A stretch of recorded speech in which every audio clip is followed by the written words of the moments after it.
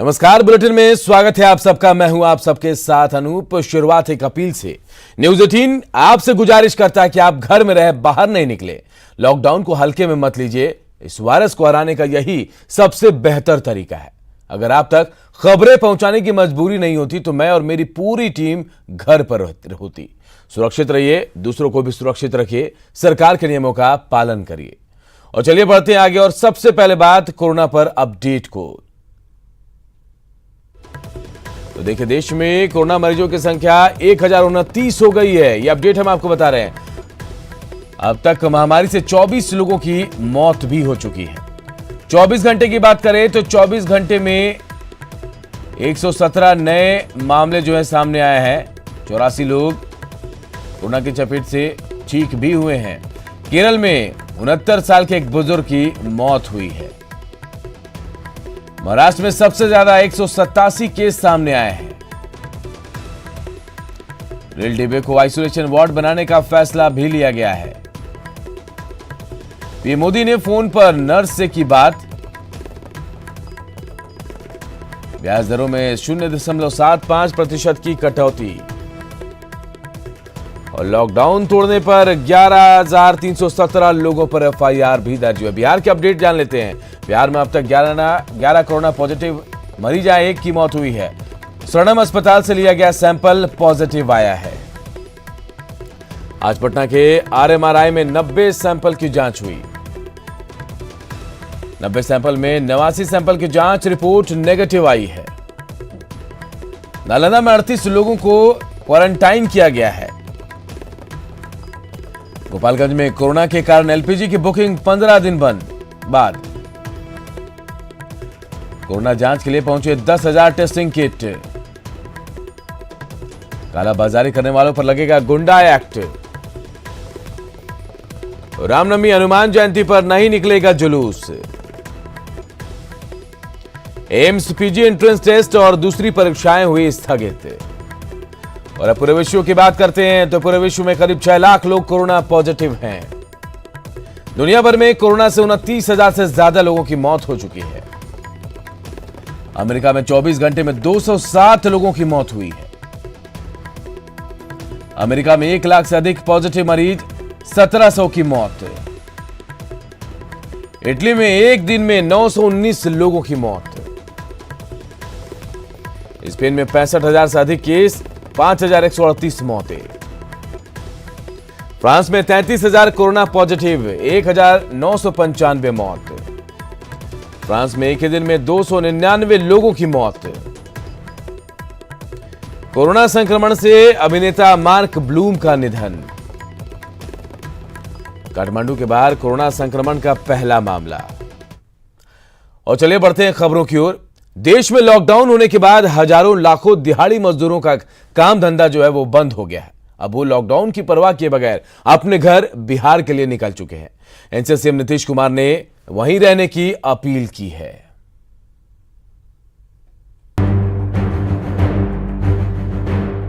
Lockdown का दर्द,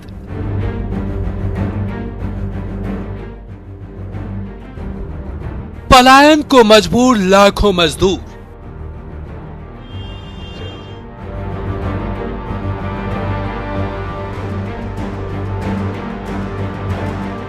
मजदूरों के पलायन पर सीएम नीतीश की अपील।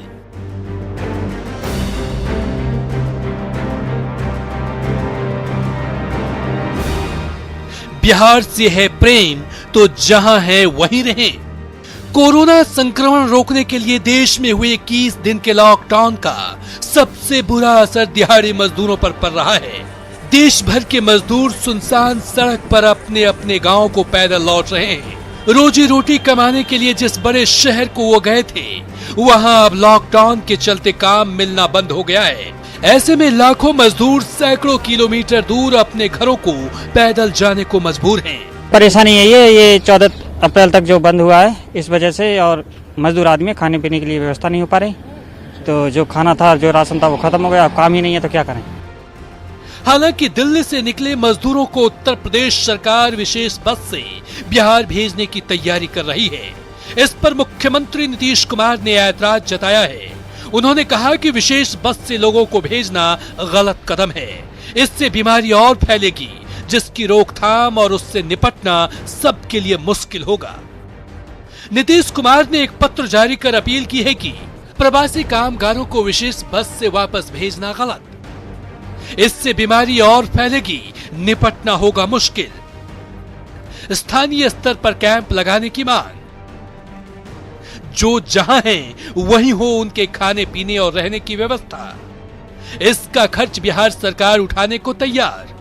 बिहार से है प्रेम तो जहां है वहीं रहें। प्रधानमंत्री के सारे प्रयासों पे पानी डालने का पूरा मन बना लिया आप लोगों ने। स्वस्थ लोग जितने होंगे वो सब अब तक इन्फेक्टेड हो गए होंगे और आप उनको यूपी और बिहार भेज रहे हैं। बिहार के हर एंट्री पॉइंट पे राहत शिविर रहेंगे, डॉक्टर्स रहेंगे, चिकित्सक रहेंगे, वहीं पे लोग 14 दिन रहेंगे। हम जांच भी करेंगे, सेग्रीगेट भी करेंगे, आइसोलेट भी करेंगे, क्वारंटाइन भी करेंगे, खाने पीने की सब व्यवस्था करेंगे।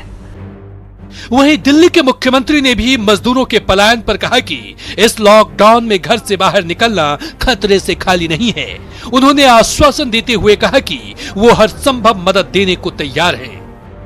अगर हम इतनी बड़ी संख्या में शहर छोड़ छोड़ के जाएंगे तो कोरोना के बहुत तेजी से फैलने का खतरा पैदा होता है। जो जहां है वहीं रहे।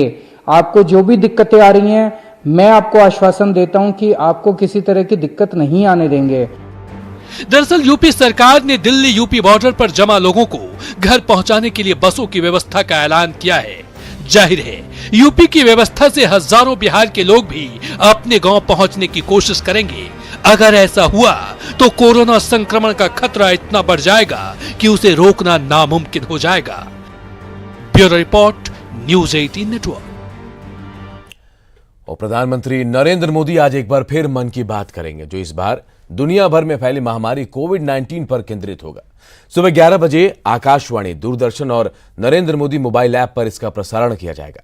इस बार प्रधानमंत्री मोदी अपने संबोधन के जरिए देश और दुनिया पर आए कोरोना वायरस के संकट पर लोगों को एक बार फिर से प्रेरित करने का काम करेंगे। इससे पहले भी इस गंभीर महामारी पर पीएम इस कार्यक्रम से इतर राष्ट्र को 2 बार संबोधित कर चुके हैं। प्रधानमंत्री संबोधन के जरिए उन मुद्दों और चुनौतियों पर बात करेंगे जो देश में शुरू हुए 21 दिन के लॉकडाउन के चलते उपजी है। समस्तीपुर के रोसड़ा का मेडिकल स्टूडेंट ऋषभ राज कोरोना के चुनौती के बीच राजस्थान के कोचिंग सिटी कोटा में फंसा हुआ है। वो कोटा में निजी पीजी में रहता है और एलन कोचिंग इंस्टीट्यूट में मेडिकल की तैयारी कर रहा है। लेकिन कोरोना महामारी के चलते ऋषभ के परिजन बेहद चिंतित हैं। उन्होंने सरकार से अपने बच्चे की सकुशल वापसी की गुहार लगाई है।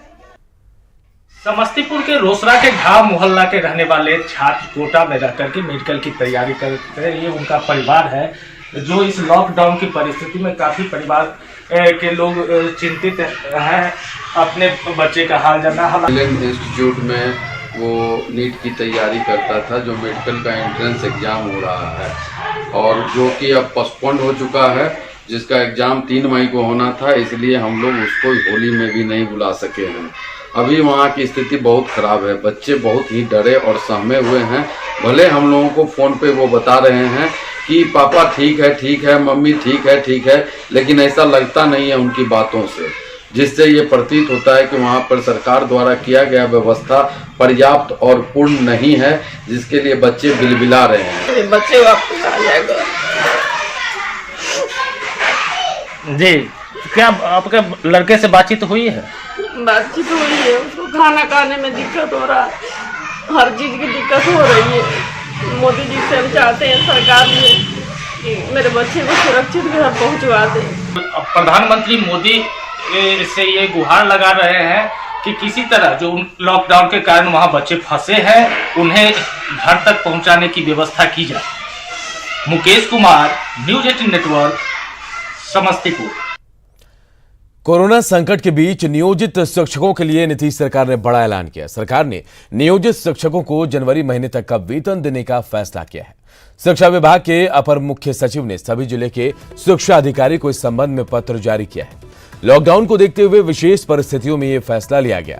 हालांकि हड़ताली नियोजित शिक्षकों को फरवरी महीने का वेतन अभी नहीं मिलेगा, लेकिन जो शिक्षक काम कर रहे थे उन्हें फरवरी महीने का वेतन भी दिया जाएगा।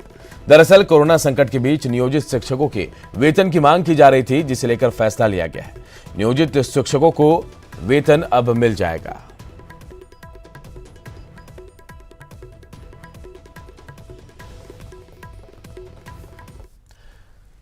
कोरोना को लेकर लॉकडाउन के बीच किसानों को मदद पहुंचाने के लिए बिहार सरकार ने नई एडवाइजरी जारी की है। कृषि सचिव एन सरवन ने कहा कि सरकार किसानों को हर संभव मदद के लिए तैयार है। इसके साथ ही कोरोना से बचाव के लिए किसानों को कई निर्देश भी दिए गए हैं। कोरोना वायरस संक्रमण के लेकर लॉकडाउन की स्थिति में किसानों को किसी तरह की समस्या नहीं हो, उस पर भी हम लोग कुछ एडवाइजरी जारी किए हैं। उसमें सबसे इम्पोर्टेंट है कि अभी गेहूं का हार्वेस्टिंग का टाइम है, कटनी का टाइम है, तो इस समय भी किसान बाहर ही नहीं निकलेंगे तो उनका ही मतलब दिक्कत होगा। तो हम लोग कह रहे हैं कि वो संक्रमण को देखते हुए कैसे सोशल डिस्टेंसिंग यानी व्यक्ति से व्यक्ति कैसे दूरी रखा जाए, और वो जो मशीन का प्रयोग करते हैं उस मशीन को एक से ज़्यादा आदमी प्रयोग ना करें एक समय में। मधेपुरा के जननायक कर्पूरी मेडिकल कॉलेज अस्पताल प्रबंधन ने बीती रात कोरोना के संदिग्ध मरीज को भर्ती करने से इनकार कर दिया। उल्टे उसे घर पर क्वारंटाइन रहने को कह दिया गया। यह मरीज पहले मधेपुरा सदर अस्पताल गया था। आइसोलेशन वार्ड फुल होने की वजह से वहां से उसे जेके टीएमसीएच रेफर कर दिया गया, लेकिन वहां से भी उसे लौटा दिया गया। इससे संदिग्ध मरीज और उसके परिजन बेहद परेशान हैं। न्यूज 18 पर खबर चलने के बाद मधेपुरा के जननायक कर्पूरी ठाकुर मेडिकल कॉलेज में 100 बेड का आइसोलेशन वार्ड बन गया, लेकिन इस मेडिकल कॉलेज में जो कि आधुनिकतम मेडिकल कॉलेज बताया जा रहा है, यहाँ पहले से ही 100 बेड का आईसीयू और वेंटिलेटर आदि सुविधाएं हैं, लेकिन यहाँ पे जो कमी है वो मैन पावर की कमी है और आवश्यक संसाधनों की कमी है, जिस कारण से स्थिति यह है कि जो रेफर हो रहे हैं मरीज उसको भी मेडिकल कॉलेज में भर्ती नहीं लिया जा रहा है, आइसोलेशन वार्ड तक में भर्ती नहीं लिया जा रहा है। और जब इस संबंध में यहाँ के प्रिंसिपल और अधीक्षक से बात की गई तो वो दोनों मामले को एक दूसरे के ऊपर टालते हुए नजर आए और कुछ भी बताने से इनकार कर दिए। अब इस स्थिति में अंदाज़ा लगाया जा सकता है जो मधेपुरा मेडिकल कॉलेज और मधेपुरा में कोरोना के संदिग्ध मरीजों के लिए क्या इलाज की व्यवस्था है। मधेपुरा से न्यूज 18 के लिए तुरबसु की रिपोर्ट। कोरोना को लेकर लोगों के मन में खौफ है और लोग इस बीमारी के बारे में पूरी तरह से जानना चाहते हैं। इसी को लेकर न्यूज 18 ने कोरोना कंट्रोल रूम बनाया है, जहां हम दर्शकों के मन में उठ रहे सवालों के जवाब अपने एक्सपर्ट और डॉक्टर्स के जरिए देने की कोशिश कर रहे हैं। इसी कड़ी में हमारे साथ जुड़े बीएचयू के डॉक्टर गोपाल नाथ, जिन्होंने कोरोना पर लोगों के सवालों के जवाब दिए। उनके मन में उठ रही आशंकाओं को उन्होंने दूर किया।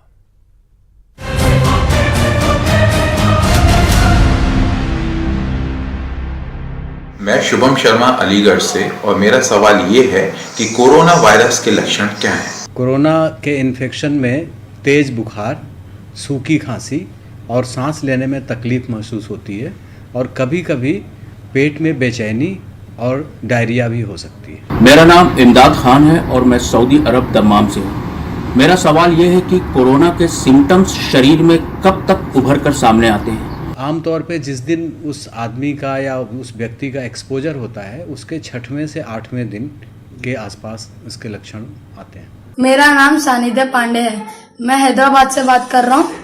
हमें एक दिन में कितनी बार हैंड वॉश करना चाहिए? नाम आदित्य मिश्रा है, मैं फरुखाबाद डिस्ट्रिक्ट से बोल रहा हूँ। मेरी उम्र 10 साल है। मेरे सवाल ये है कि हम घर के अंदर खेलते वक्त बच्चों से कितनी दूरी बनाए रखें। नमशा फ्रॉम मुंबई। मुझे आपसे क्वेश्चन करना है, जो डिजीज कोरोना वायरस या फिर कोविड-19 जो कि इंडिया में एंटर कर चुका है, इससे सेफ रहने के लिए हमें क्या एक्टिविटीज करनी चाहिए, क्या प्रिकॉशंस करने चाहिए? नाम आशीष कुमार है, मेरी एज 25 साल है, मेरा गाँव बदान है। मेरा एक सवाल है कि मुझे कोरोना से बचने के लिए कितनी फीट से बातचीत करना चाहिए? कोरोना चूँकि ज़्यादातर जो इन्फेक्शन होता है, ट्रांसमिशन होता है, वो ड्रॉपलेट से, सांस लेने से होता है। तो जहाँ जहाँ पे वो जिस व्यक्ति को कोरोना का लक्षण है वो तो पहले मास्क बांध ले खुद से, या अगर खांसी और छींक आती है तो किसी रुमाल में करे और रुमाल को सही जगह पे उसको फेंके जहाँ पे बंद डिब्बे में, जिसको बाद में डिसइंफेक्ट किया जा सके। दूसरा ये है कि जहाँ पे वो कोई भी दरवाज़ा, खिड़की या इस तरह की चीज़ छूता है, क्योंकि वो जब छींकेगा, खांसेगा तो उसके हाथ पे भी वायरस चले जाते हैं, तो उन जगहों को भी आपको साफ़ करना पड़ेगा हाइपोक्लोराइड से, या तो जो हैंड रब है 70% एल्कोहल, उससे कर सकते हैं। मैं अमन यादव, उम्र 30 साल, फिरोजाबाद उत्तर प्रदेश से। मेरा एक सवाल है, हम मार्केट से बाहर से कोई भी सामान लेकर आते हैं तो वो हमें कैसे इस्तेमाल करना है? क्योंकि ज़्यादातर राशन तो गर्म किया जाता है, उबाला जाता है, तो गर्मी से तो वायरस ऐसे भी मर जाते हैं।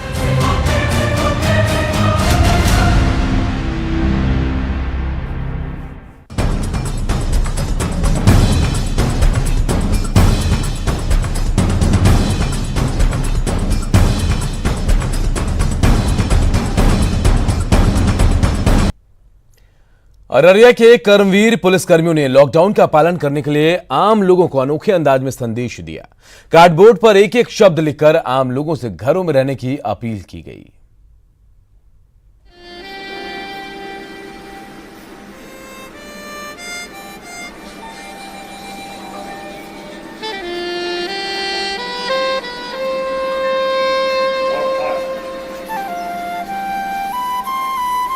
अररिया कप्तान होने के नाते मैं आज सारे अररिया वासियों से कुछ निवेदन करना चाहती हूँ।